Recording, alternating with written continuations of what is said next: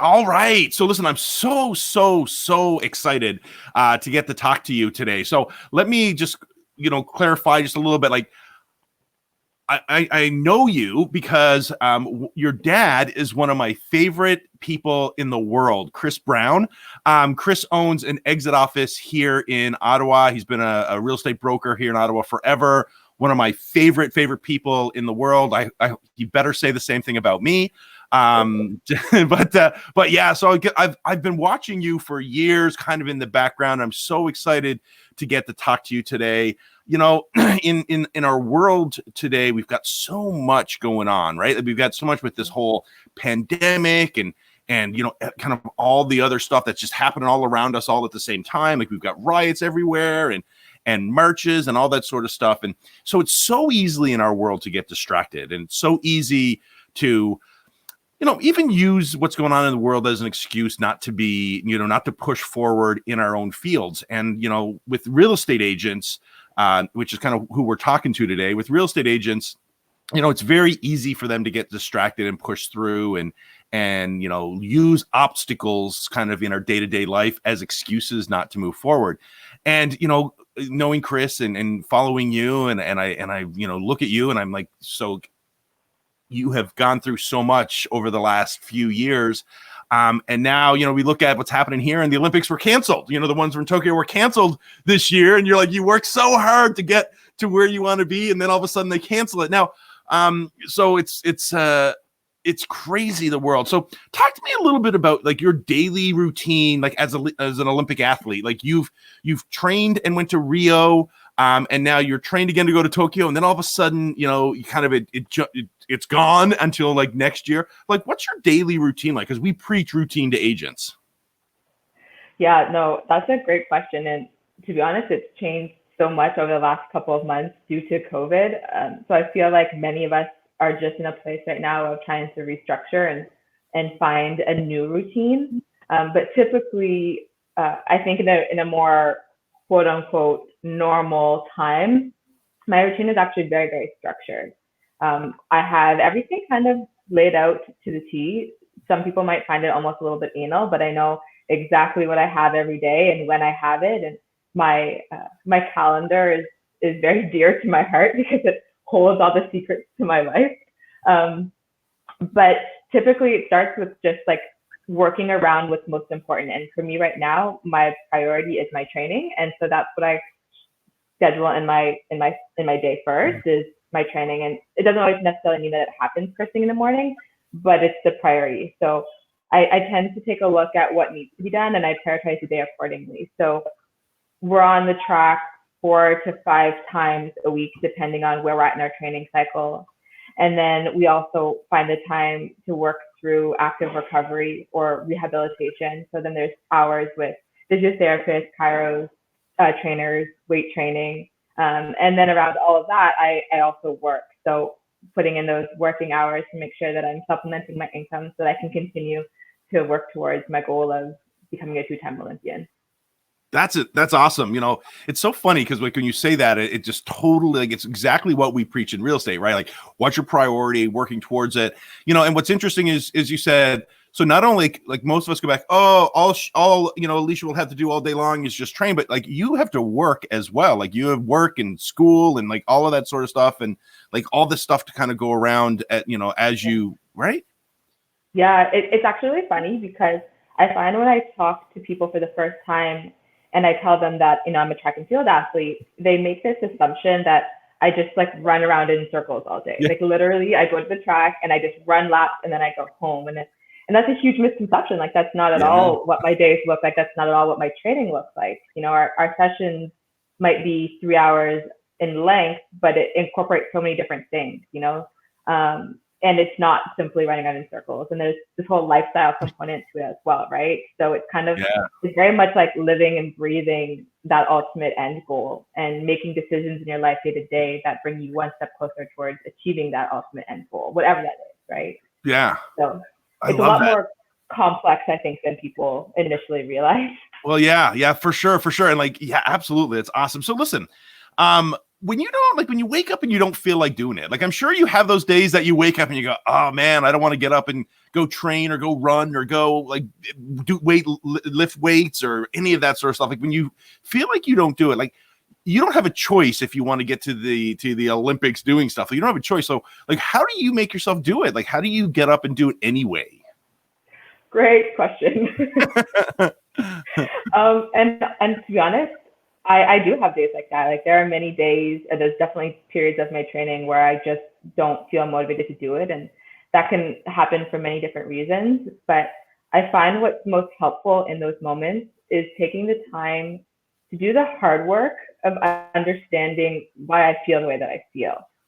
So understanding why I've noticed this change in my motivation, because for me, that's outside of my character. And so when that change happens, there's usually bigger reasons as to why that is. And so although that can be an uncomfortable process, it's ultimately needed to help me return to that place where I feel the most inspired and the most motivated. So often I find that with that reflection, it allows me to start to like fill my cup back up, you know? And it doesn't happen simultaneously or instantaneously. Sometimes, you know, it's a first step towards feeling more like myself. But in that time when I'm filling everything back up, what I try to focus on at that point is just living every day with intention. So understanding what my goals are, or what plans I need to put in place to ultimately achieve those goals. And sometimes it means it's a bigger change to the ultimate end goal, but more often than not, it's not. It's just more an issue of, let me set some micro goals that help make each day a little bit more manageable. So when I have days where I don't feel good and or don't feel like training, having that plan removes that guesswork of like, what do I need to do today? You know, like when you're really highly motivated, you just get up and you go. Sometimes it's like you don't even have to think about it, you just action. But when you don't feel good, having those goals, those micro goals, or that plan for the week just allows you to get up, check that plan, and just kind of check things off one at a time, you know? And I think ultimately bringing that why to the forefront and remembering what your why is helps you get there as well. So it's like there's many different layers to it, but I think with that reflection often comes up that reminder of why this thing is so important to you. And then just remembering to keep that kind of in the background and check the boxes. Man, I love that. And, you know, I always say to, you know, obviously I coach a lot of agents. So I always say to them, if it's not in your calendar, it doesn't exist. Right. So having that calendar and having that plan, it's so much easier to wake up when you're not feeling it and go, okay, like this is the plan of action. This is what I need to jump in. This is what I need to do. And, you know, when you don't feel like doing it, you just get up and do it anyway, because it's part of that routine or part of the, you know, the plan that you had. Right. So definitely. And then again, doing it for that longer end goal of, hey, if I don't do that today, then I don't get this tomorrow, right? So yeah, exactly. Love it, love it, love it, love it. Okay, so today we're talking a lot about like perseverance, commitment, kind of, and focus to overcome these obstacles, you know, that life kind of has a habit of throwing at us, you know, throughout. And again, you know, we're not immune to it. Sometimes we feel that, oh, this is only happening to us, right? But the reality is it happens to everybody in their personal life and their business life and in all of this sort of stuff. So, you know, we're all a part of that. So like in becoming like an Olympic athlete, in becoming like at that pinnacle level, I'm sure you've had your fair share of obstacles. Yes, I have. But, you know, I don't think anybody really achieves greatness without adversity. Yeah. So, just kind of blanket statement, I think that's very true. And so, you know, although I don't wish challenge on anybody, I do attribute a lot of my success to a lot of the adversity and the challenges that I've overcome. You know, going through some really challenging times have helped fuel me towards achieving my ultimate goal. So in that, I'm actually very thankful. Yeah. There's a book called John Maxwell writes it called "Sometimes You Win, Sometimes You Learn." Right. So and then that's the reality. Like all of the obstacles that we have, there's always less.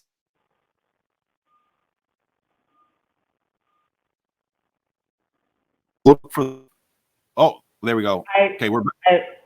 Are we I good? can hear you now. I can hear you now. We blacked out for a second. So, I was saying, like, there's a book called, so if sometimes you win, sometimes you learn. If you look for the lessons rather than the obstacles, or rather than the challenges, then you actually take from it and learn, right? Which is super, super important. Awesome. Okay.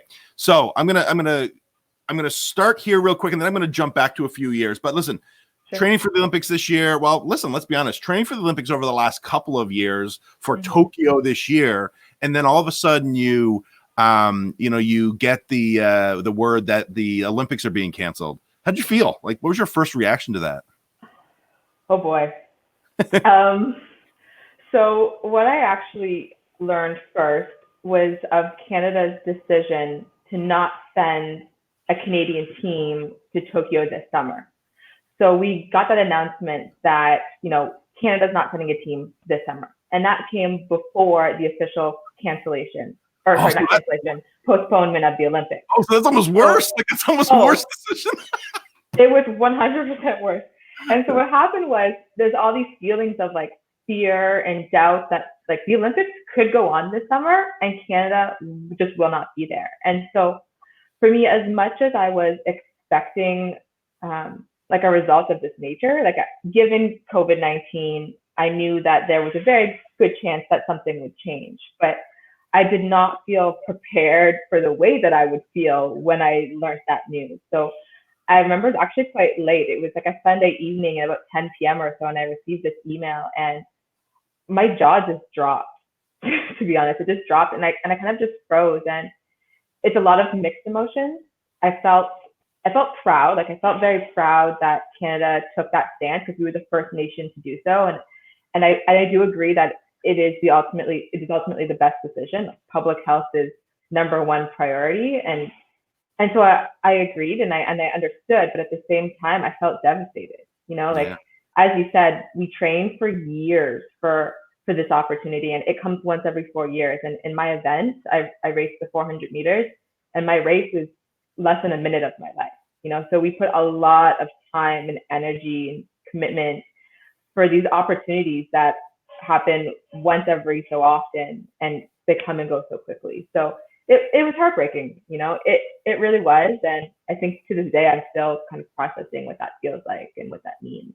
Yeah, geez. So did you feel like it wasn't worth all the training? Like, I mean, did you kind of go, oh, well, that all that work I put in wasn't worth it? Like, did you get to that feeling at all, or?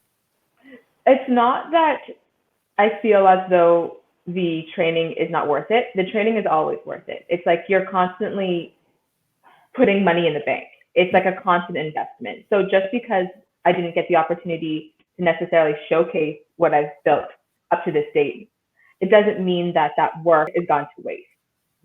What it means is that I got to hold on to it for a little longer to give it an opportunity to come back out. There's definitely like feelings of loss, of a bit of like mourning of the fact that this season isn't happening and that the Olympics aren't happening. But there's so much growth and growth essentially that comes from all the training that I've done. And it doesn't just go away. Sometimes we think that these things just go away, and maybe we lose a little, or maybe we're just maintaining. We feel like we're not building or moving forward, but it's not without vein. I'm still so thankful for all the opportunities that I've had to this date. So it's a mixed bag of emotions. It really is. Yeah, I'm sure it was. I just can't imagine that. The good news is they're going ahead next year. So you didn't get to miss it. They're going to, or as of now, they're going ahead next year. So you kind of get to get back in the ring or whatever so call, I guess. So listen, let's go back a few years. So you actually have quite a story that really started before the Rio Olympics. Like we look at somebody, and what you said is funny. Is you said it's 1 minute of your life, like it's 1 minute of your life, but yet it's years of training to get to that place. So like, we get to watch you at the Olympics, and we get to watch you on TV, and we get to watch you in that 1 minute. What we don't realize is all the obstacles or all the work that went on. And of course, I'm behind the scenes, knowing a little bit about you, what's happening and all that sort of stuff. And like, I know all the kind of stuff that you've gone through. So like, tell me a little bit about what happened before the Rio Olympics and like your challenges that led up to Rio. Cause this is your first, like Rio was your first Olympics and it had to been like so crazy important and like, oh my gosh, I'm almost to that goal. Like I'm almost there. Tell me a little bit about what happened right before Rio and kind of the struggles that you went through. Cause like I honor and cherish you, of what you went through, that you just saw it through, and that, listen, you knew what was right, and you knew that you had to do it, and you just pushed through it, and like bow to you. Like you're amazing for what you did. And like, I love that part of the story about you. So tell us a little bit about that. Thank you. I appreciate that. That was really nice of you to say. So I'll just back up just a little bit. So really like my road to Rio really started like at a young age. From a very, very early age, I knew that I wanted to become an Olympian. And, when you're young, you don't necessarily know what that means, what that looks like. But there's that little fire that lives inside.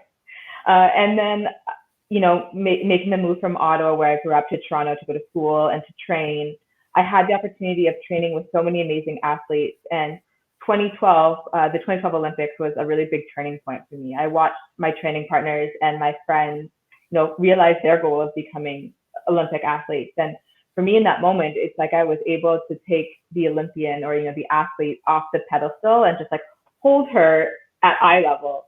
And so that was a really inspiring year for me. And at that point, I made that commitment of giving, my entire being to accomplishing that goal. It's when I really started to believe in myself.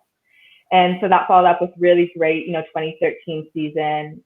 And then ultimately the end of 2013, I hit a really big roadblock. And that was marked by a couple things. One, the unexpected and tragic deaths in my family. There was kind of dealing with a lot of that. And then also in 2013, following all of that drama, I learned that I gave an inadvertent analytical finding in my first out of competition anti-doping sample. And so for an athlete, going through a doping allegation is arguably worse than a career-ending injury. It's a fight for your integrity, and it's a fight to prove that you are the person that you say you are. And that was one of the most challenging things I've ever gone through.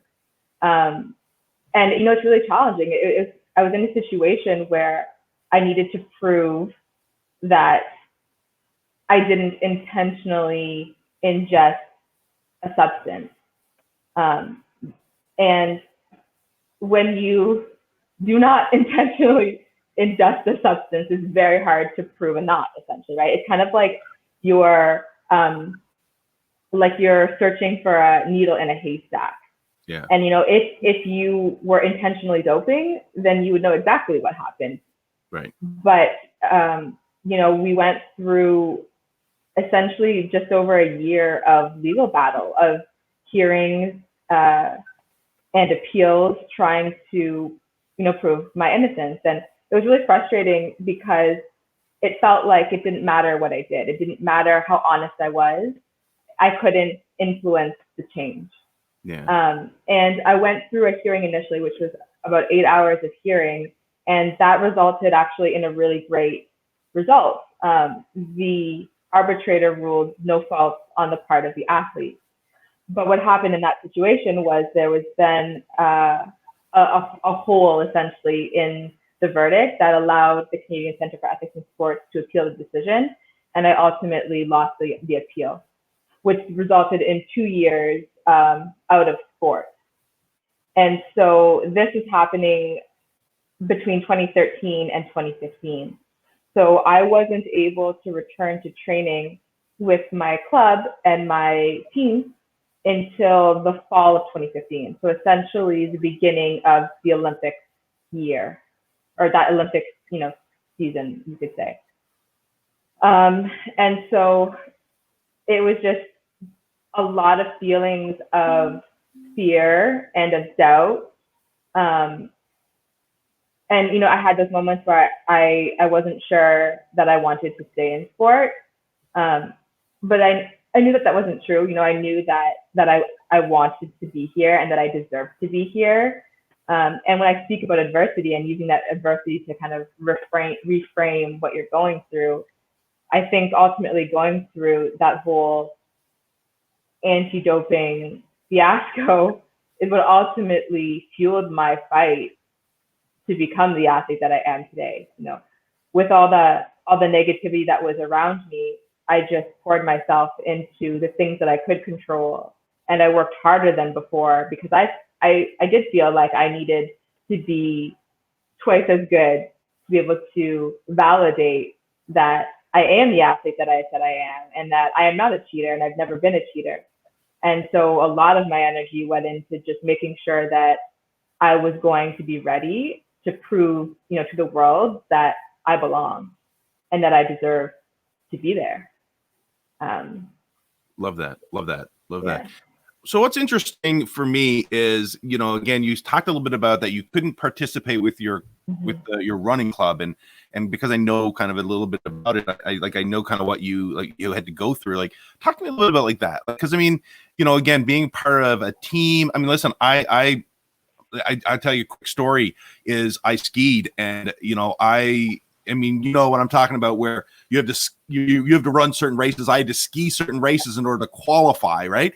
And Right. in that year, when Canada had their Canadian Games, I did biathlon instead of skiing, and so my biathlon training didn't count for my ski training to be on the ski team. So when I came up to be on the ski team, what I had realized is I didn't ski enough qualifying races to qualify for the team. Now, I placed second in the overall race. So in that one particular race, I was good to go. Like, I was great.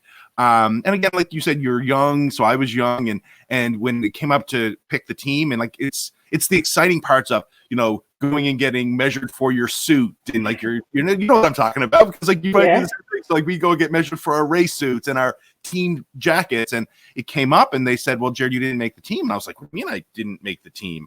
And they said, well, you didn't do enough qualifying. Like, you placed second here in the one to qualify, but you didn't do enough qualifying races last year to earn enough points to join the team. Like, I was so, and I had the exact same thought. Well, man, I'm going to go do it, and I did, and and I went to that race, and I one of the biggest qualifiers, which was the Atlantic Canadian Championships, and I got a gold medal by far. I even went the wrong direction, but I was so focused in on, man, I'm going to prove to them that I can do this. Like, I'm going to prove to them that I can do this. And you just go out and you do whatever. And it was the same thing. I didn't get to train with the team, and I know what that felt like. But for you, like for me, I could ski anywhere or I could train anywhere. But for you, being track and field, like, that's a huge piece. So tell me a little bit about kind of your experience, because you couldn't train with the team, but yet you still had to train if your long-term goal was to be at the Olympics, right? So talk to me about that. Yeah. I actually really admire that story because I feel like I can relate 100% to that experience for you. Everything you said, I was like, yes, I understand. Yeah, it was very challenging because what it ultimately meant was that, essentially the 2 years leading up to that final season, I wasn't able to compete. And in track and field, everything is about being competitive ready and about being sharp, right? And so it's a little different from team sports where you can rely on other people to pick up some of that slack. In track and field, it's you. It's either you show up on the day and you perform or you don't. And those opportunities don't come back. Like, once it's happened, it's done. That moment is gone. And so it was actually very stressful for me because in those 2 years, I had this really big goal, and part of becoming an Olympian meant that I needed to run a time that I had never run before. And so, approaching those 2 years, it wasn't like, oh, I have it in the bag. It's like, no, I have to put in this work because I need to continue to improve, and I need to continue to figure out how to be my best. And at this point, I have to do that on my own, which is a little bit scary, but it was also very stressful because I wasn't able to train in any of my regular training environments. So I trained at the University of Toronto, and during my ban, I wasn't allowed to train at U of T, and I wasn't allowed to train essentially with any other track and field athletes or other sport organizations. So I really was alone. And to kind of add a layer to that as well, the Toronto Pan Am Games were on, which meant that the majority of the facilities across the city were also reserved for competition. So my options were very, very limited. So thankfully, there was a facility, an outdoor public track, about an hour outside of where I lived. So every day I commuted an hour out to this track, and I went and I trained on my own. And there are definitely days in those days where I was like, I don't want to spend 2 hours commuting, and it's lonely. It's also very lonely being out there and not really having the support of teammates or coaches, and you're just by yourself. But ultimately, I knew like my why was very, very, very clear, and that allowed me to get up every day and to do it. It doesn't mean that I didn't have days where I cried about it or that I felt down about it, because I did. I 100% did, if we're being honest. But I knew exactly what the intention was, and I knew exactly what my goal was, and that allowed me to get up and go. But it was a long time. It was a really long time to just kind of be by yourself. And ultimately, in that 2016 season, when I first was able to come back to training, it was like foreign to me. I haven't competed in 2 years, and now I'm competing to earn a spot on the Olympic team. Like, what? Yeah. Right. And ultimately, like I remember actually about a month out of the Olympic trials, I was in DC competing, and I had a couple races, and I called my coach, and I was just so upset because I was still at that point, like over half a second off the standard that I needed to run. Like I felt like I was nowhere near where I needed to be, and I had like a month to kind of get there. And it was really nice because in that conversation, my coach, sometimes he's just very blunt with me, and he's just like, what are you complaining about? Like, what are you worried about? If we have a plan, you're on your plan, stick to the plan, like, yes, you're not there today, but the plan isn't to have you there today. The plan is to have you there in 40 days from now, and we will be there in 40 days from now. Stick to the plan, Yeah. And he just made it very black and white of like, get over yourself. Yeah. You're going to be fine.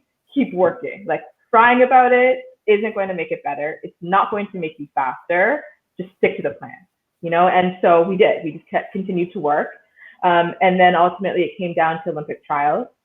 And I'm starting on the starting line. I have not run the Olympic standard yet. And I have this last opportunity to do so. And it really was a moment of like, it's now or never. Like, you are going to run this time, and you are going to place top 3 and make the Olympics, or you're not. But in that moment,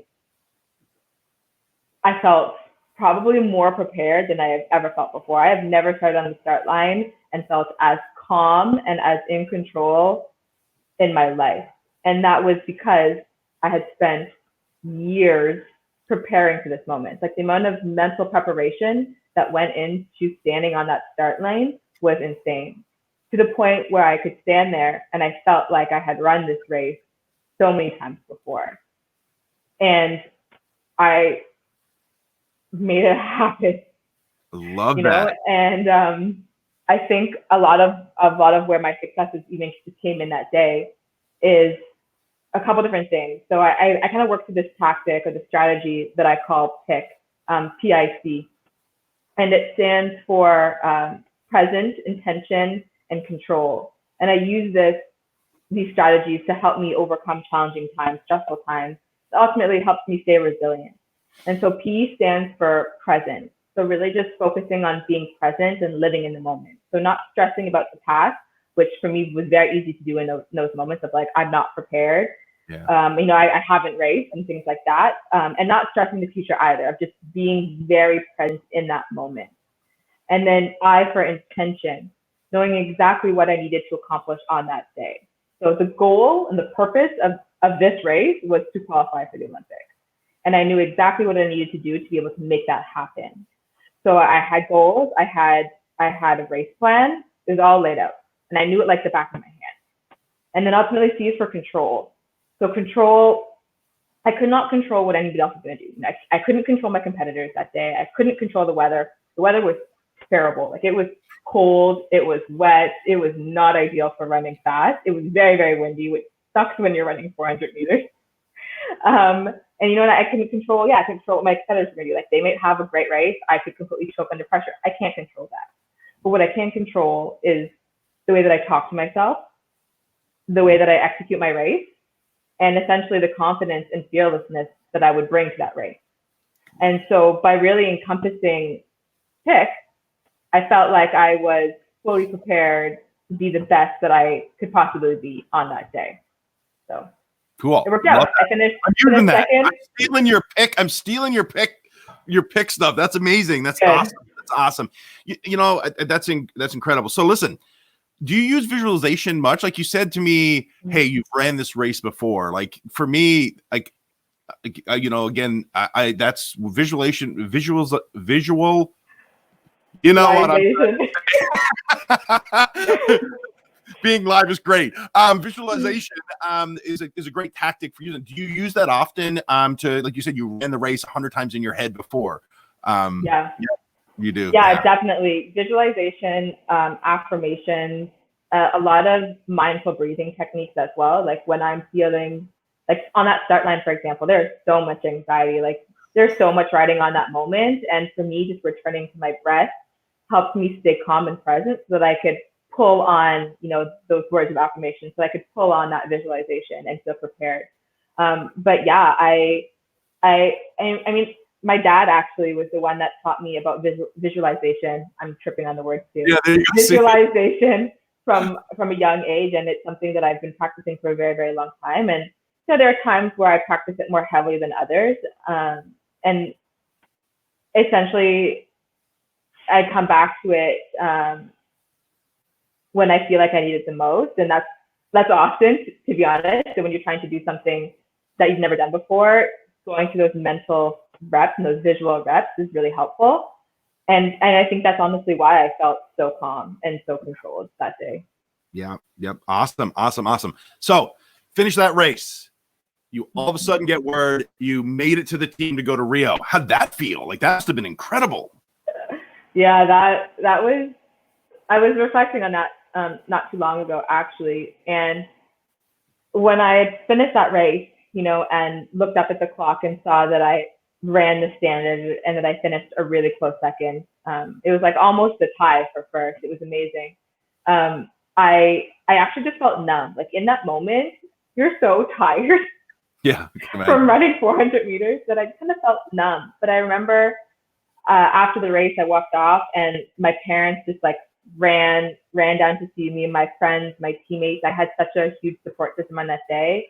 And I just I cried, you know, we just hugged and we celebrated and we cried. And it was amazing. And I think for me, a big point there too was, you know, after all the congratulations and all the excitement of that moment, it was probably about an hour later, I grabbed one of my training partners and we just went to do a bit of a cool down. And I don't know where everybody was, but it was very quiet at that point. Everyone had, it was the end of the day and a lot of people had left, and it was just her and I felt on the scale doing a cool down stride. And I just stopped halfway through and I bawled. Like I just cried. And I think in that moment is when I really realized what I had just accomplished and what that meant to me after having overcome so much over the previous, you know, 3 years.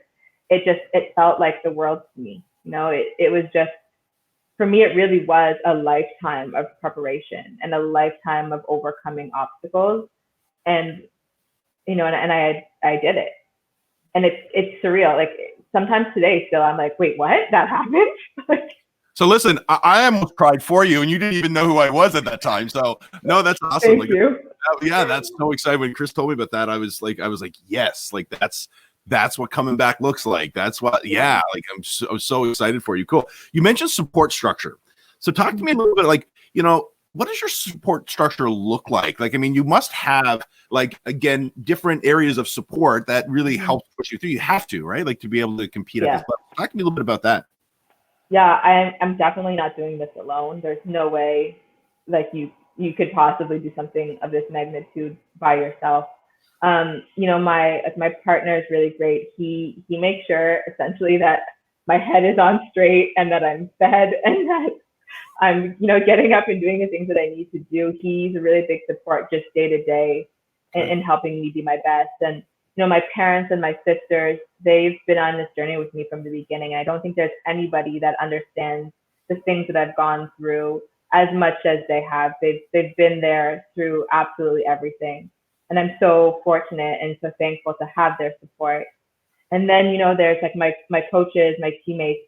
I have a lot to give, and to, the University of Toronto Track and Field Club and my coach, Bob Westman, and my training partners, they've also stuck by me and supported me through the good things and the bad things. And it's like, I wish that I knew how to thank people as much as I want to, it's like, it means so much to me, and I don't know how to even express that. And then I have a whole, integrative support team. So a whole team of massage therapists, chiros, physios, and things like that to help make sure that I'm healthy, and the support of Athletics Canada to help put all these pieces together as well. So it really does take a village. Like we hit it all the time, and it might sound a little cliche, but it's true. There are so many people that I have to thank for helping me become the person that I am today. And I couldn't do it without them. Yeah. Good. Someone, I think it was my coach, always tells me it's hard to feel inside. You wish you could throw what you feel inside outside so people could see it, right? Yeah, it's inside, outside, right? For sure. So tell me real quick, what was your favorite moment in Rio? Ooh, favorite moment in Rio, I would have to say, is competing in the 4x400 meter final. Yeah. We finished fourth, which is so bittersweet. Like we came into the Olympics just hoping to make it out of the heats and to compete in the finals. But after we ran the heats, we realized that, we are strong enough, we are competitive enough to compete for a medal. And so that was really exciting for us because it just exceeded our expectations. And so, we ran in that final and we finished fourth. And I mean, to this day, I think it fuels this team. And so that's pretty cool. I think that we've all become a lot closer. The program has grown a lot. It was a much smaller women's 4x4 pool, 4 or 5 years ago than it is now. So I hope that, that opportunity helped inspire the younger generation to continue working as well. But it's cool. It was like, I mean, I don't know what else you would want, It was pretty amazing. You were so close you could taste it. You're just so close you could taste it. Good. Well, guess what? Next year you get the opportunity to do it. So that's awesome. Exactly. Yeah. Exactly. So okay. So what lessons did you learn from having overcome something that, listen, let's be honest, would have brought most people to their knees? They would have quit. They would have done all of that. So like, what are some of the lessons that you learned from that? Great question. I think the ultimate lesson is that adversity is a mindset. And what that means to me is that we have the choice. We choose how we respond to unfavorable situations. Yeah. And so I think that ultimately it just comes down to that choice. Like it's something that's happening to you, but doesn't need to be who you are. It doesn't define you. What defines you is how you respond in those situations. And so I think just reminding myself that this is a mindset. Like this isn't me, this is happening to me, and things happen to people all the time. So just being able to come back to that and to remind myself that I always have choices, and that no matter how bad something might be, that I can either let it consume me or I can allow it to fuel me, essentially. So I think that's like the ultimate takeaway. Love it. Good. Yeah, good. So, you were training for the Olympics this year. I know we're way over on time, but listen, let's just finish this because I think this is awesome. You're sharing some great messages here. And listen, if people aren't totally engaged in this, then I don't know what else that's more engaging than this. This is awesome. So, you're now up. You've trained for Olympics this year. You've got the word, hey, no Olympics. The good news is they're going on next year, so you still get the opportunity. Are you automatically qualified for Tokyo now? In really Tokyo 2020, I think they're continuing to call it, but in 21, right? So Right. Are you automatically qualified for Tokyo 2021 now, or what? What's going on there? No, No. unfortunately Oh, not. But okay. it's a little bit complicated. I'm sure that there are sports and certain athletes that their qualification rolls them forward. But in track and field, our trials wouldn't have happened until this month, which means the qualification period technically hasn't happened yet. Uh, And so no. So the short answer is no. We will have to compete next summer for that opportunity. But in October, yeah, this past October, we competed at Worlds, which were in Doha, Qatar, and so the women's 4x4 qualified for the Olympics. So in that race, we qualified our team, but in terms of which women will compete on that team next year is undecided. So it's essentially everyone's kind of just back at home, putting their head down, working through it, and with the hopes of being able to qualify next year. So so you're you got kind a of lot, starting again. yeah, kind of starting all over, right? But it's Yeah. all, but yeah. So that's amazing. So, anything else that you really want to share with people, kind of again, what you've learned and how you've gotten to this? And like I said, I'm lucky and honored that I get to kind of watch you from the background, and I think you're an amazing individual, amazing athlete.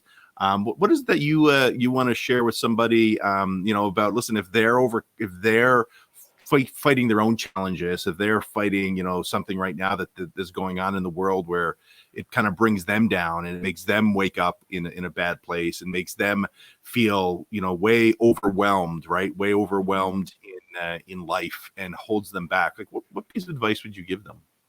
That's a great question. I think right now, and I feel like this just is so true to everything that's going on right now in the world. And I think my advice would be to just embrace the discomfort. And I know that might sound kind of weird, but I think there's so much growth that comes from uncomfortable places. And so take that as an opportunity to learn more about yourself, to learn more about other people, and to just embrace everything that you're feeling and work to channel it so that you can, be that person that you want to be. Like, take that time to do that work, whatever that work may be for you. Do the time to do that work, and you will be amazed at what comes out on the other side. And it's not meant to be easy. I don't think anything in life is really meant to be easy. Yeah, It wouldn't be very fun, I think, if it was always easy either. that's true. That's kind of true. You're you right. know, I think like you have to have the lows to have the highs, and I think you need to remember that it's not going to be linear. We're going to have ups and downs, but to really just take this as an opportunity to reframe all the negativity that's happening in your life and find something good in it, and then just run with that. Whatever that looks like for you, just run with it. Cool. Well, listen, I thank you so much for joining us today. I like I said, I'm so excited for you in your training this year. We know we're going to get to see you in Tokyo. I can't wait to see you up getting a medal in Tokyo. That's going to be so exciting. Yeah. And listen, thanks for sharing your story with us today. Like, your story aligns so much with what so many people go through in the different avenues of their life or their business. And like, again, like I've said before, I honor you and I appreciate you taking time to chat with us today. Oh, thank you so much for having me. I really appreciate the opportunity to just share and to chat with you. Awesome. Okay, great. Awesome. Thank Thanks, Alicia. you. Okay. Thank you so much.